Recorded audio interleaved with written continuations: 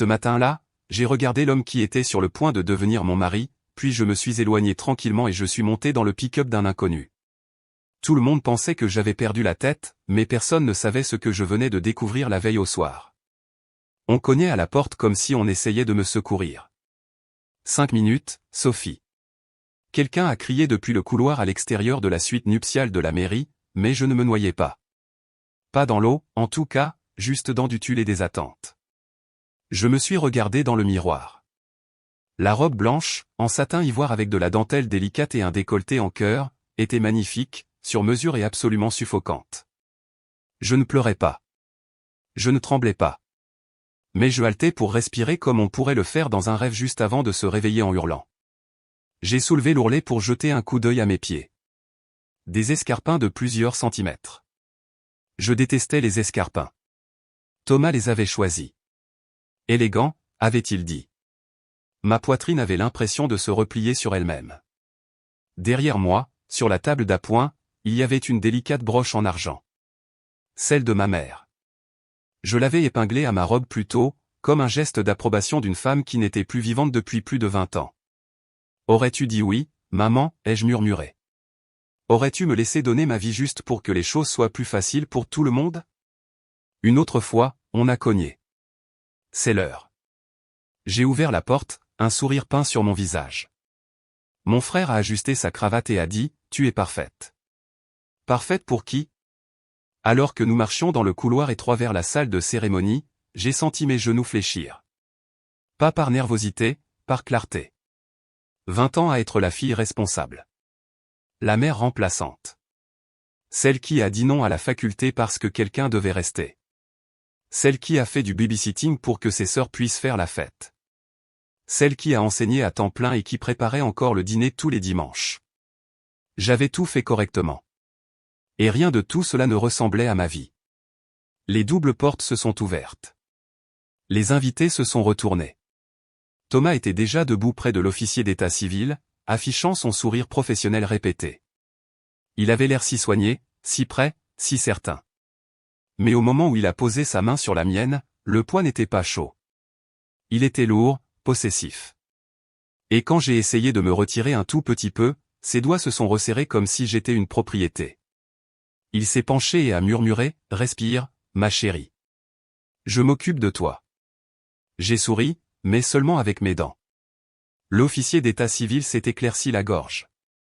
Nous sommes réunis aujourd'hui. Les mots flottaient dans l'air, dénués de sens. J'ai senti mon pouls dans mes tempes et mes côtes. Puis j'ai entendu la voix de ma mère, pas de la broche, pas de la tombe, mais de quelque part enfoui en moi. Promets-moi, Sophie, que tu vivras ta vie pleinement pour toi-même. J'ai cligné des yeux. L'officier d'état civil me regardait maintenant directement. Sophie Dubois, acceptez-vous cet homme? Non. Le mot a quitté mes lèvres avant même que je ne réalise qu'il s'était formé. Il a résonné dans la pièce comme un coup de feu. Des halètements. Le silence. Thomas s'est figé. Quoi? Je ne peux pas, ai-je dit, secouant la tête. Je suis désolé. Je ne peux pas faire ça. Je n'ai pas attendu. Je me suis retourné et j'ai marché vite. Puis j'ai couru. J'ai couru dans le couloir de marbre, dépassant les invités stupéfaits, ma tante qui se serrait les perles, la petite demoiselle d'honneur qui laissait tomber des pétales de confusion. Dehors, dans la chaleur sèche de la Provence, et là, par un absurde coup du sort, il y avait un homme sur une moto, veste en cuir, bottes, son casque sous un bras et une cigarette dans l'autre. Il a haussé un sourcil alors que je me précipitais vers lui, ma robe traînant derrière moi. Besoin d'un coup de pouce, a-t-il dit à mi-chemin, s'il vous plaît, ai-je haleté. Sortez-moi juste d'ici. Il m'a regardé un instant. Puis il a hoché la tête, m'a lancé un casque et a dit, monte. Je n'ai pas regardé en arrière. Pas une seule fois. Pas la mairie. Pas la foule désemparée qui se déversait sur les marches. Pas l'homme que j'ai failli épouser. La moto a rugi sous nous.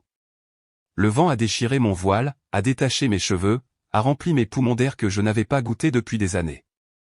J'ai serré sa taille, non pas par peur, mais parce que pour la première fois depuis des décennies, je bougeais. Vraiment bougeais. Nous avons roulé pendant ce qui semblait être des heures, bien que cela n'ait pas pu être plus de 20 minutes. Il m'a déposé près de la sortie de la ville, près du vieux moulin. Je suis descendu sans un mot, lui rendant le casque. « Tu vas bien ?» a-t-il demandé. J'ai hoché la tête. Merci pour cette évasion. Il m'a fait un salut de 2 doigts, et a disparu dans le crépuscule. Nu-pied, j'ai marché le dernier kilomètre vers la maison, la poussière collant à mes semelles, la jupe déchirée et grise de traîner sur la terre craquelée du désert.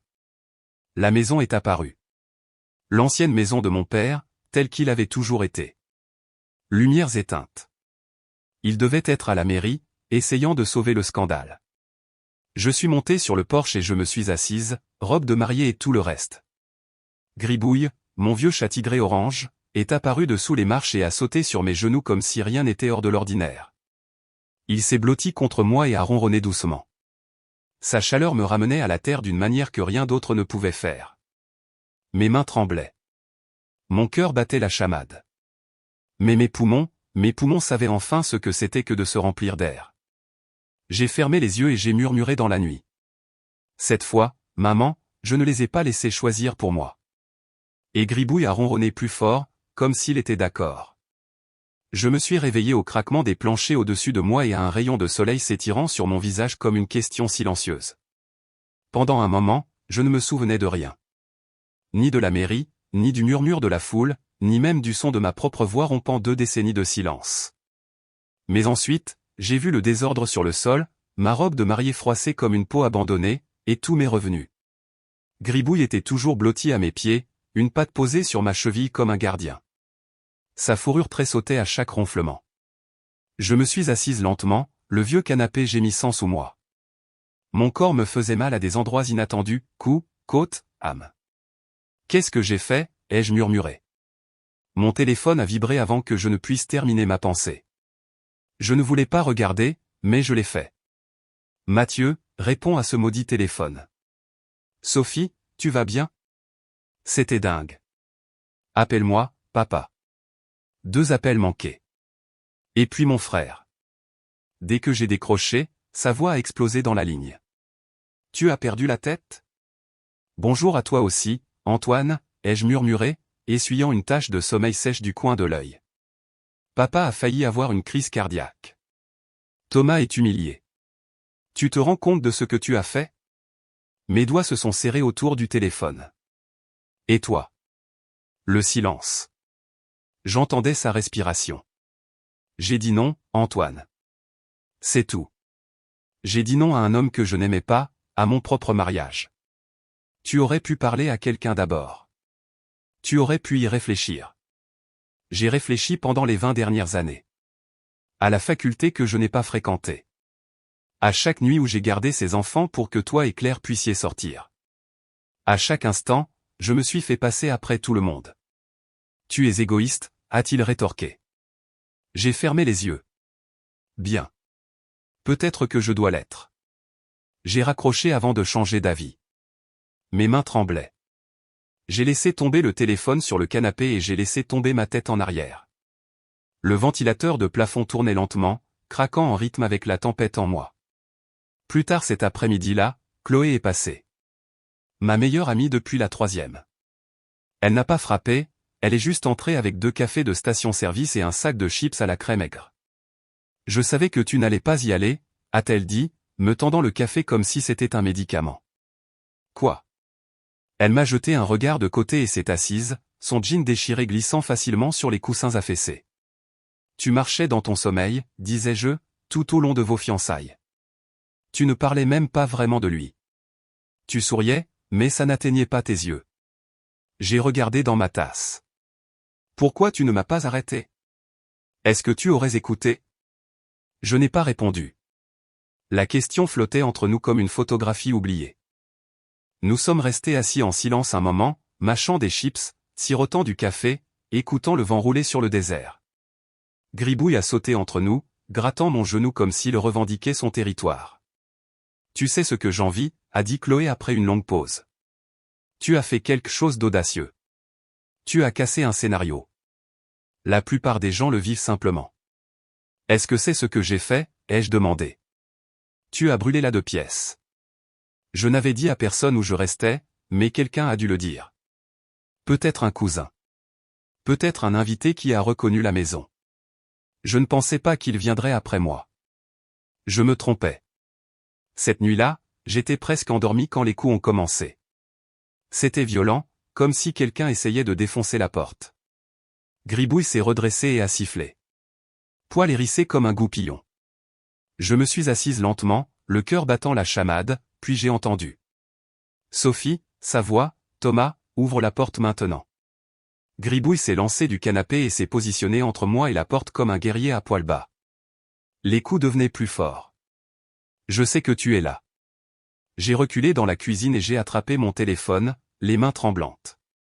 Je vais la défoncer, Sophie. Ne pense pas que je ne le ferai pas. Et puis la porte a explosé vers l'intérieur. Il se tenait là, costume froissé, haleine aigre de whisky, cheveux en bataille, yeux sauvages. Il ne ressemblait en rien à l'homme que j'avais failli épouser. Tu m'as humilié, a-t-il grogné, en entrant. Sors, ai-je dit, bien que ma voix soit à peine audible. Ou j'appelle la gendarmerie. Il a ri, dur et cruel. Oh, oui. Tu crois que quelqu'un va croire la petite Miss Parfaite? Thomas Dubois a frappé sa fiancée.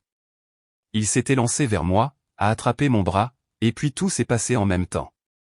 Gribouille a volé dans les airs comme un boulet de canon de fureur orange, griffe dehors, dents dehors. Il a atterri pile sur le dos de Thomas, hurlant. Thomas a rugi, se débattant. J'ai plongé pour le téléphone à nouveau, mais il m'a bousculé fort contre le mur. Gribouille lui a griffé le cou, laissant de profondes lignes rouges.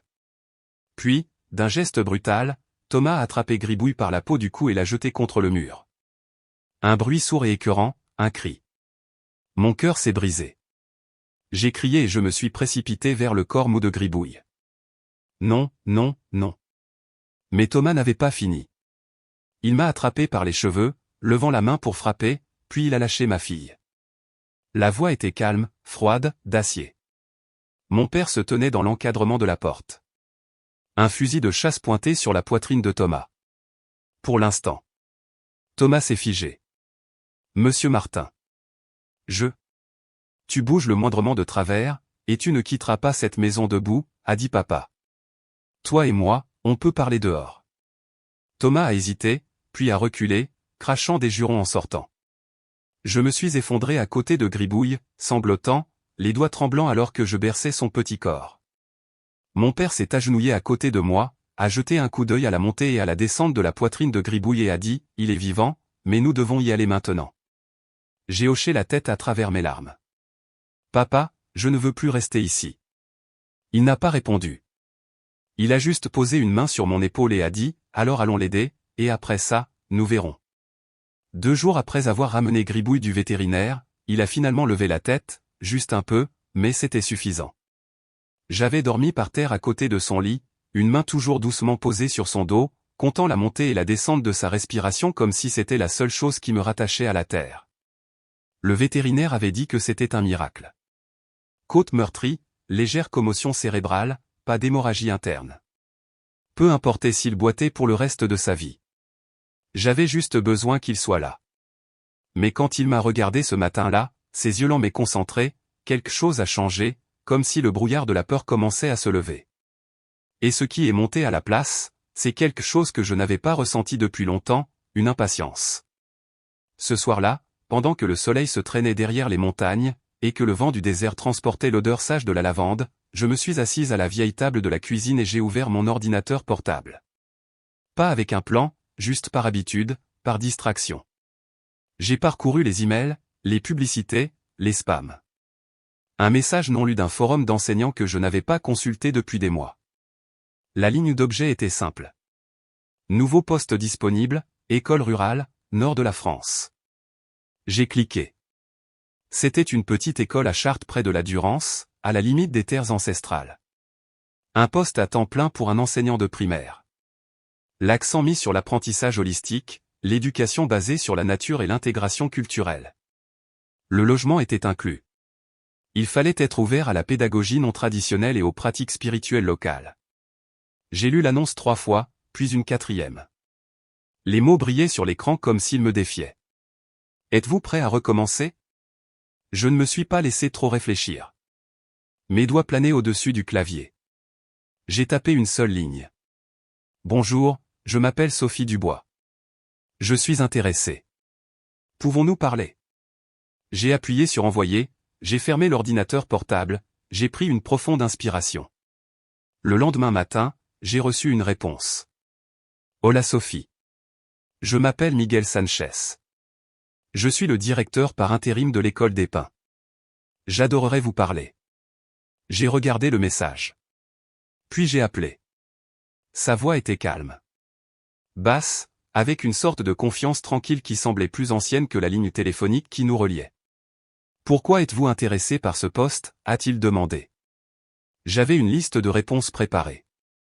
Quelque chose sur le développement du curriculum, les classes informées des traumatismes, mes années d'expérience, mais rien ne sortait.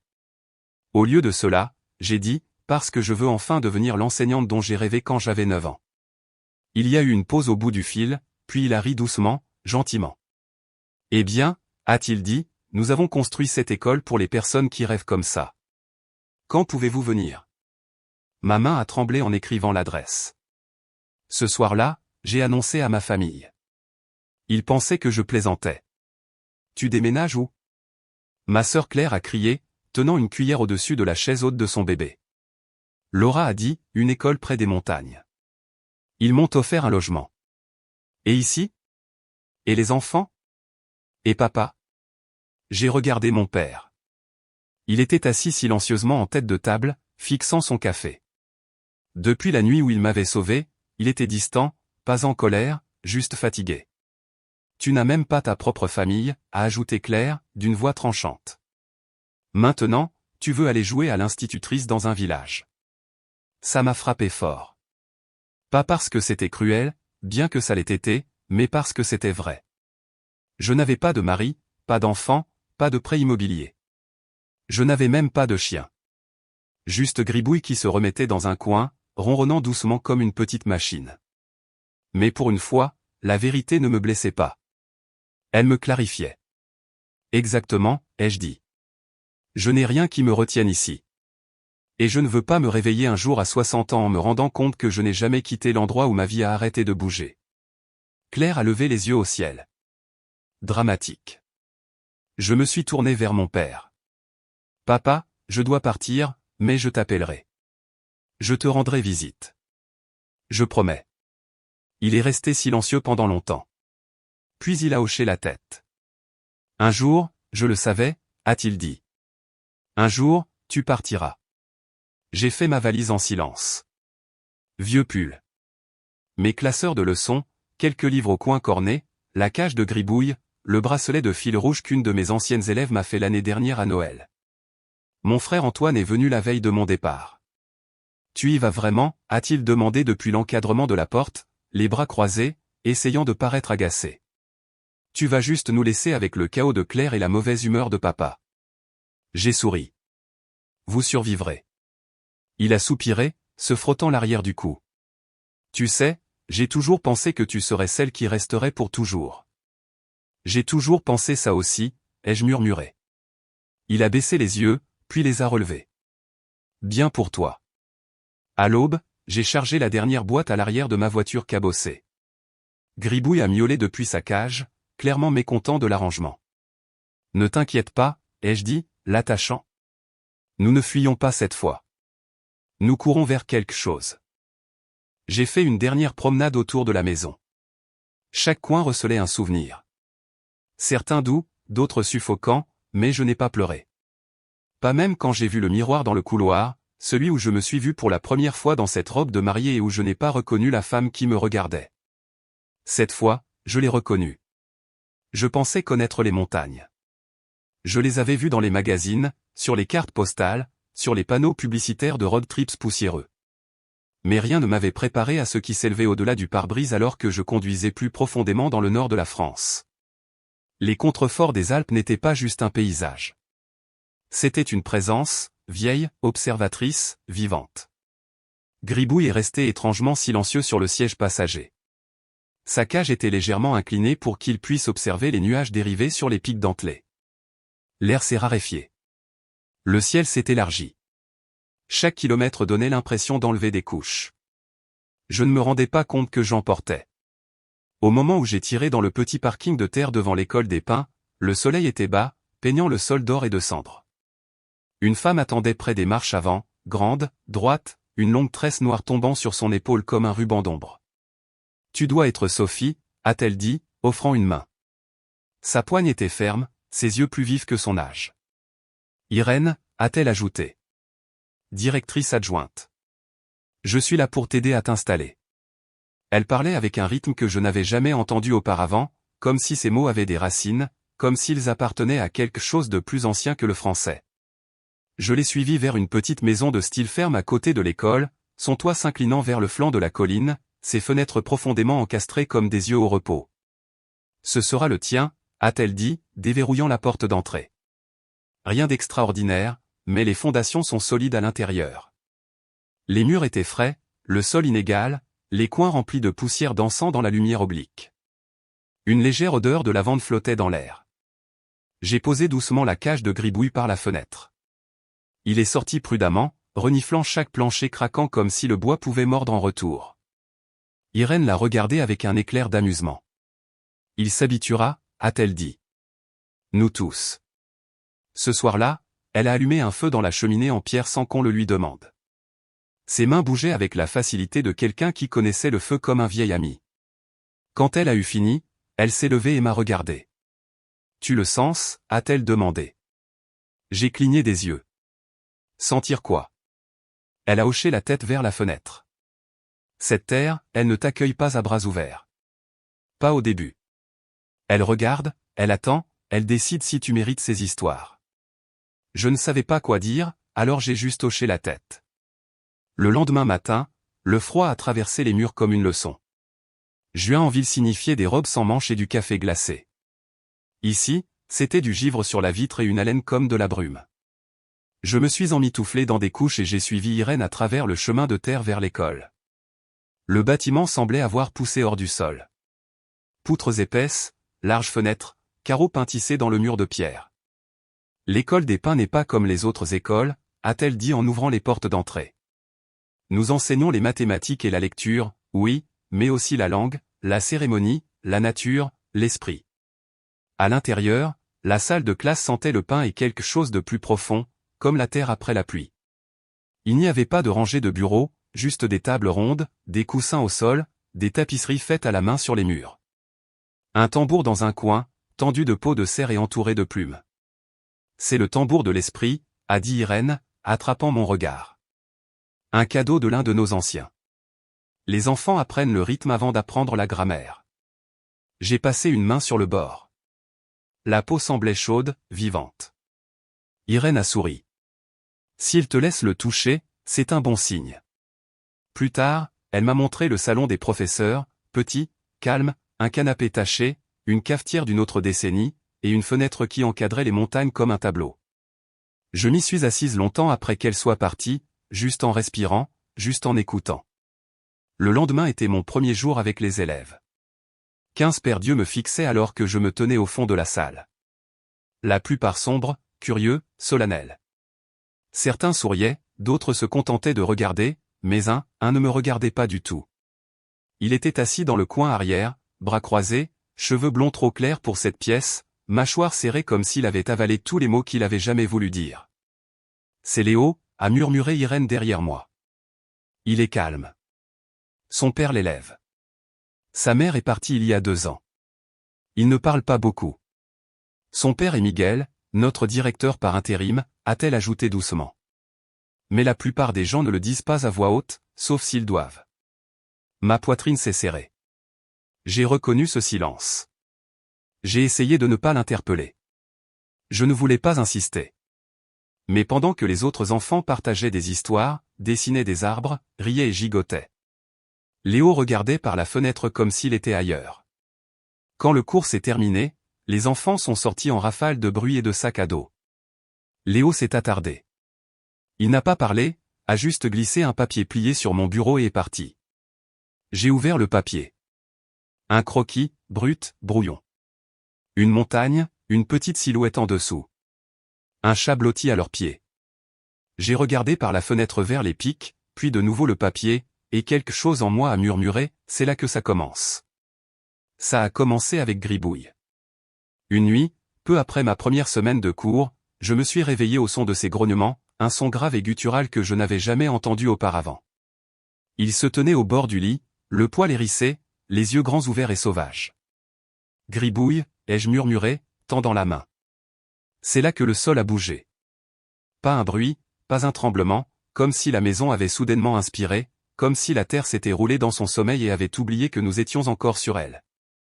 Un grondement sourd a suivi. La fenêtre a vibré. Les livres sont tombés de l'étagère et ont tudé au sol. J'ai attrapé Gribouille, enfilé un manteau par-dessus mon pyjama, et j'ai couru dehors. Les voisins se rassemblaient déjà, certains en robe de chambre, d'autres en bottes et couvertures, tenant des lampes de poche et des chapelets. Un vieil homme de l'autre côté de la route m'a fait un signe de tête. Juste la terre qui te salue, a-t-il dit, calme comme de l'eau stagnante. Tu en fais partie maintenant. Je n'ai pas dormi cette nuit-là, pas à cause de la peur, mais à cause de l'admiration. Cet endroit ne murmurait pas sa puissance. Il rugissait dans tes os. Le lendemain, Irène a frappé à ma porte avec un bouquet de lavande et un thermos de quelque chose de chaud et âcre. Fais-le bouillir, a-t-elle dit. Bois-le lentement. Ça aide ton corps à rattraper l'altitude.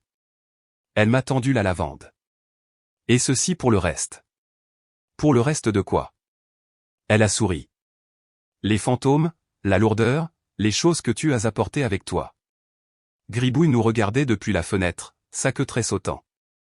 J'ai brûlé la lavande cette nuit-là, non pas parce que je croyais que cela ferait quelque chose, mais parce qu'une partie de moi espérait que ça pourrait. Quelques jours plus tard, Nadia est venue.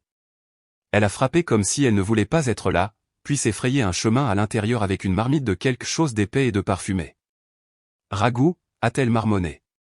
Tu ressembles à un épouvantail. Tu as tout mangé. J'ai cligné des yeux. Pas vraiment.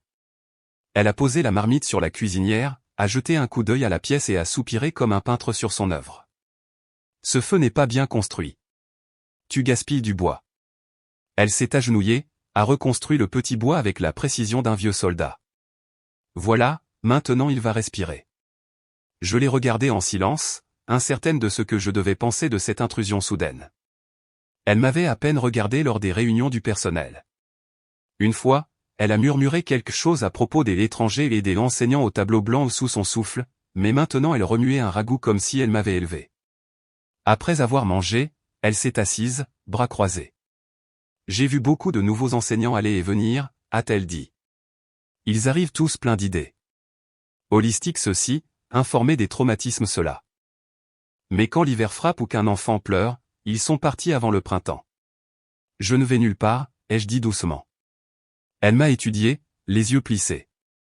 Nous verrons. Mais elle est revenue le lendemain soir avec du pain. À l'école, les choses ont changé. Les enfants ont commencé à s'ouvrir. Les questions jaillissaient d'eux. Sur la grammaire, oui, mais aussi sur pourquoi la lune change de forme, pourquoi les rêves semblent réels, pourquoi les cœurs font mal quand quelqu'un part. Et Léo. Léo a commencé à sourire, juste une fois au début, un demi-sourire de travers quand j'ai trébuché sur un mot provençal et que je me suis moqué de moi-même. Puis, en cours d'art, il m'a apporté une feuille qu'il avait peinte avec de minuscules symboles bleus. Protection, a-t-il murmuré, pour ton chat.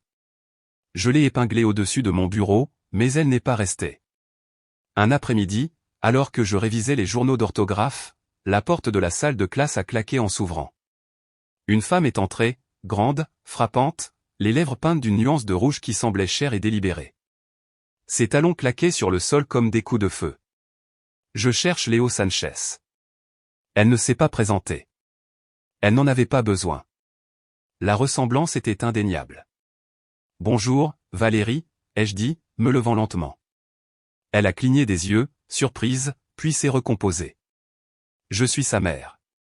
Léo s'était figé sur son siège, les mains serrées en poing sur le bureau. Léo, mon chéri, a-t-elle gazouillé, s'approchant de lui. Maman est là pour te prendre pour la semaine. Juste nous deux. Un traitement spécial. Il n'a pas bougé, n'a pas parlé. Je pouvais voir la terreur sous son silence. C'est d'accord, Léo, ai-je demandé doucement. Il a hoché la tête, mais son corps disait autre chose. Valérie s'est tournée vers moi. Alors, vous êtes la célèbre mademoiselle Dubois. Elle m'a regardé de haut en bas, a pris la pièce, le tambour, la feuille qu'elle regardait sans que je m'en rende compte. J'ai entendu dire que vous étiez impliqué avec mon ex-mari et mon fils. Son ton était glacé avec un bord sucré. Je tiens à lui, ai-je dit prudemment. À tous les deux. J'en suis sûr, a-t-elle répondu, saisissant la main de Léo. Mais rappelons-nous de qui il est réellement le fils. Elle est partie dans un tourbillon de parfums et de jugements. Ce soir-là, je me suis assise sur le porche, gribouille sur mes genoux, la feuille de Léo flottant légèrement dans le vent. Je ne pouvais pas m'empêcher de penser à son visage quand elle l'a emmené, pas en colère, pas effrayé, juste parti, comme s'il s'était replié sur lui-même et avait disparu dans le plus petit coin de lui-même pour survivre. J'ai murmuré dans le crépuscule, « Reviens-moi, Léo, quand tu seras prêt. Je serai là. » Et Gribouille a ronronné comme une promesse. Il est revenu 3 jours plus tard. Je rangeais des livres dans le coin lecture quand j'ai levé les yeux et que je l'ai vu debout silencieusement dans l'encadrement de la porte, son sac à dos bas, les cheveux en désordre, les joues rougies par le vent. Léo n'a rien dit, s'est juste rendu à sa place, a sorti un crayon et a commencé à écrire. Je n'ai pas posé de questions. Je n'en avais pas besoin. Quand la classe s'est terminée et que les autres sont sortis pour la récréation, il est resté, a attendu que la pièce soit vide. Puis il s'est approché et a placé quelque chose de petit et de lisse dans ma paume. Une pierre, gris foncé, avec une seule veine blanche s'enroulant à travers comme un éclair. Mon père dit que ça aide avec la tristesse, a-t-il dit. Je pense que tu en as peut-être besoin. J'ai regardé la pierre, puis lui. Ma gorge s'est serrée. J'ai essayé de parler, mais aucun mot ne sortait. Alors, j'ai juste hoché la tête, fermé mes doigts autour du cadeau, et murmuré « merci ». Et à ce moment-là, j'ai su que quelque chose avait changé. Pas seulement en lui, en moi. Ce soir-là, j'ai croisé Élodie au magasin local. Elle se tenait devant le rayon des thés, ses doigts manucurés tapotant son panier. J'ai essayé de passer sans un mot, mais sa voix m'a trouvé de toute façon.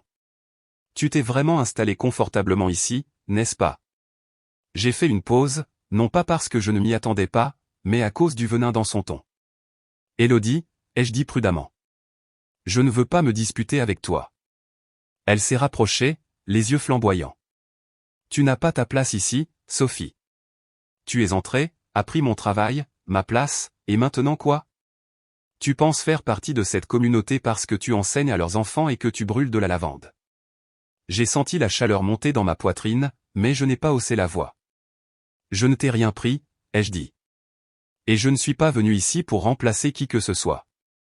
Sa mâchoire s'est serrée. Tu penses qu'il t'aime, n'est-ce pas? J'ai cligné des yeux. Qui? Ne joue pas la stupide. Pendant un moment, nous nous sommes juste regardés, puis quelque chose dans son expression s'est fissuré. La colère s'est adoucie juste assez pour laisser transparaître la douleur. J'étais là quand Valérie est partie, a-t-elle dit. J'ai aidé Miguel à se relever. Je me suis assise avec Léo quand il pleurait jusqu'à s'endormir. J'étais là. Je te crois, ai-je dit doucement. Je sais que tu t'en soucies. Elle a détourné le regard. Alors pourquoi toi? J'ai voulu dire que je ne savais pas, mais ce n'était pas vrai parce que je n'ai pas essayé d'être ce dont il avait besoin. J'ai dit que j'étais juste là. Elle n'a pas répondu, s'est juste tournée et est partie, son épaule raide, le panier se balançant à ses côtés comme un poids qu'elle ne pouvait pas poser. À l'école, les murmures ont commencé. Les parents ont cessé de me regarder dans les yeux. Les enfants ont commencé à apporter des talismans, des bracelets de fil tressés, des sachets de sel noués avec du ruban. Une petite fille m'a tendu une pierre sculptée et a dit, « Ma grand-mère dit que cela te protégera des esprits que tu as apportés. » Je l'ai remerciée et je l'ai ajoutée au tas croissant dans mon tiroir. Je savais d'où cela venait. Valérie était de retour en ville, et elle n'était pas subtile. Elle m'a accusé publiquement de manipuler Miguel, d'ensorceler Léo, de corrompre la salle de classe avec des absurdités spirituelles. Elle a même demandé mon renvoi lors d'une réunion du conseil scolaire. J'étais prête à refaire mes valises. Mais Nadia s'est levée. Elle s'est levée lentement pendant la réunion, s'est éclaircie la gorge et a dit « J'enseigne ici depuis 40 ans. J'ai vu beaucoup de gens aller et venir. Mais Sophie Dubois, elle est restée. Elle est restée quand d'autres auraient fui. Et ses enfants, ils l'écoutent. Ils lui font confiance parce qu'elle écoute en retour. La salle est tombée dans le silence et je n'ai pas pleuré. Pas avant d'être rentré chez moi et d'avoir trouvé Gribouille blotti autour de mes chaussures, sa fourrure orange chaude contre ma peau. Cette nuit-là, Léo s'est enfui. Il est apparu sur mon porche au crépuscule, les joues rouges, les bras enroulés autour de ses genoux. Maman est occupée, a-t-il dit, la voix plate. Elle est au téléphone avec son nouveau petit ami depuis des heures. Je me suis assise à côté de lui ai jeté une couverture sur les épaules. Ton père sait où tu es. Il est au bureau, parlant à Irène. Je les ai entendus dire ton nom. Je l'ai regardé. Que as-tu entendu? Il a hésité. Que maman veut m'emmener à Lyon. Qu'elle a trouvé un avocat. Qu'elle va gagner. Le vent s'est levé. Un coyote solitaire a tenu quelque part dans les collines. J'ai essayé de stabiliser ma respiration. Elle va faire ce qu'elle fait toujours, a-t-il murmuré. M'emmener quelque part, puis disparaître. J'ai tendu la main vers la sienne. Il ne s'est pas retiré. Je ne vais nulle part, Léo. Il m'a regardé, les yeux brillants. Papa m'a dit qu'il t'aimait. Je me suis figé, puis j'ai hoché la tête. Je l'aime aussi. Il a soutenu mon regard. Alors je suis d'accord si tu deviens ma nouvelle maman. J'ai souri à travers les larmes. Seulement si tu es prêt. Pas de précipitation, pas de pression. Je suis prêt. Et à ce moment-là, sous le ciel du désert, un enfant qui ne m'avait jamais choisi l'a fait. L'hiver est arrivé comme un murmure, pas un blizzard, pas une tempête, juste une neige silencieuse qui s'est déposée sur la terre, comme si le ciel lui-même avait exhalé. Les montagnes se sont adoucies sur les bords. Les pas craquaient comme des secrets. L'air est devenu mince et sain. Miguel a commencé à passer le soir, toujours en silence, toujours avec quelque chose dans les mains. Bois de chauffage, herbes séchées, un livre qu'il pensait que j'aimerais. Il n'a jamais demandé à rester. Il l'a juste fait. Gribouille l'aimait, ce qui signifiait tout. Une nuit, j'ai trouvé Miguel assis à ma table de cuisine avec un couteau à sculpter et un bloc de pain. Je l'ai regardé Whitler lentement, les doigts sur irréguliers, taillant des morceaux en spirale. « Qu'est-ce que tu fabriques ?» ai-je demandé. Il n'a pas levé les yeux. Une boîte pour les offrandes des enfants, pour que les esprits ne se sentent pas oubliés. Quand ce fut fini, il me l'a tendu. Simple, solide, sentait la maison. J'ai placé tous les charmes et les jetons de protection que les enfants m'avaient donnés à l'intérieur. Un par un, comme pour honorer quelque chose de sacré. Léo venait après l'école la plupart des jours, généralement avec Gribouille qui le suivait comme un petit gardien. Il apportait des croquis, des questions, parfois juste du silence. Et je lui donnais ce que je pouvais. Du temps, de l'espace, une présence stable. Valérie n'a pas gagné. Malgré ses menaces, ses avocats, ses déclarations de maternité et ses intentions, le tribunal a statué en faveur de Miguel. La stabilité était importante. La vérité et l'amour aussi. L'amour réel, aussi désordonné soit-il, a trouvé un moyen de parler le plus fort. Elle a quitté la ville la semaine suivante. Miguel et moi ne nous sommes pas réjouis. Nous nous sommes juste assis dans le silence, une bougie vacillant entre nous, Gribouille endormi à nos pieds. « Tu vas bien ?» ai-je demandé. Il a hoché la tête. Elle reviendra, mais nous serons prêts. Il n'y avait aucune victoire dans sa voix. Juste la paix. Un week-end, alors que la neige commençait à fondre, il m'a demandé de faire un voyage avec lui. Juste nous deux, a-t-il dit. Il y a un endroit que je veux te montrer. Nous sommes partis tôt, emmitouflés dans des couches. Gribouille en sécurité à la maison sous l'œil attentif de Nadia. Miguel a conduit le vieux camion, sur des chemins sinueux qui ont fini par disparaître dans la forêt. Puis nous avons marché. Le chemin n'était pas marqué. Il m'a guidé au-delà des bouleaux et des ruisseaux gelés, à travers un silence si complet qu'il donnait au monde un air sacré. Finalement, nous sommes arrivés dans une clairière. Des rubans pendaient des branches, rouges, blancs, bleus, verts, flottant doucement comme des prières. Au centre se trouvait un autel de pierre, couvert de mousse, ancien. Mon grand-père venait m'y amener, a dit Miguel. Il m'apprenait à attacher mes souhaits au vent. Il a sorti une petite bande de tissu de sa poche, m'en a tendu une autre. Qu'est-ce que je fais, ai-je murmuré. Fais un nœud, a-t-il dit. Et demande ce dont ton âme a le plus besoin, pas ce que ton esprit veut, ce que ton esprit désire. J'ai fermé les yeux, sentant le vent sur mes joues. J'ai pensé à la vie que j'avais laissée, à la femme que j'étais autrefois, au silence, au service, à l'obéissance, à la peur. Et puis j'ai noué mon ruban et j'ai murmuré, laisse-moi rester fidèle. Même quand le monde me dit de plier. Quand j'ai ouvert les yeux, il me regardait, son visage illisible. Mais ses yeux étaient grands ouverts. Je t'ai amené ici pour une raison, a-t-il dit. Puis il a fouillé dans la poche de son manteau et a sorti une bague. Pas neuve, pas polie, quelque chose d'ancien, fait main. L'argent terni par le temps. La turquoise en son centre légèrement fissuré comme un lit de rivière. Ceci appartenait à ma grand-mère, a-t-il dit. Elle l'a donné à ma mère. Ma mère me l'a donné. Il s'est avancé, a pris ma main. Je ne suis pas un homme de discours. Mais quand tu es arrivé ici, quelque chose en moi a recommencé à respirer, comme si la terre retenait son souffle jusqu'à ton arrivée. Mon cœur battait la chamade. Et je pense, a-t-il continué, que le vent connaît nos noms pour une raison. Peut-être qu'il nous appelle vers ce moment depuis plus longtemps que nous ne le réalisons. Il a baissé les yeux, puis les a relevés, le regard fixe. Veux-tu m'épouser? Je n'ai pas pleuré. J'ai souri. Doucement, fermement. Oui, ai-je dit. Pas parce que j'avais besoin d'être sauvé. Pas parce que c'était attendu, parce que cette fois le choix était le mien. Le mariage était petit. Le printemps est arrivé avec le tonnerre et les arcs-en-ciel et les fleurs sauvages qui ont éclos de nulle part. Les enfants ont fabriqué des décorations à partir de pommes de pin et de papier. Nadia a apporté du ragoût. Léo m'a accompagné sur le chemin, une fleur derrière l'oreille, rayonnant comme si le soleil l'avait choisi personnellement. Miguel attendait sous le ciel grand ouvert, les montagnes derrière lui comme des témoins silencieux.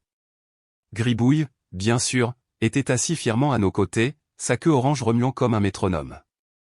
Quand j'ai prononcé mes vœux, je n'ai pas promis la perfection ou l'éternité. J'ai promis l'honnêteté, la patience et la présence. Ce soir-là, sous une couverture d'étoiles, pendant que le feu crépitait et que les rires flottaient dans les arbres, je me suis assise à côté de l'homme que j'aimais et du garçon qui m'avait choisi. Et j'ai réalisé que ce n'était pas ma deuxième vie. C'était la première fois que je vivais vraiment la mienne. En y repensant, je pense que la leçon la plus importante que j'ai apprise est la suivante.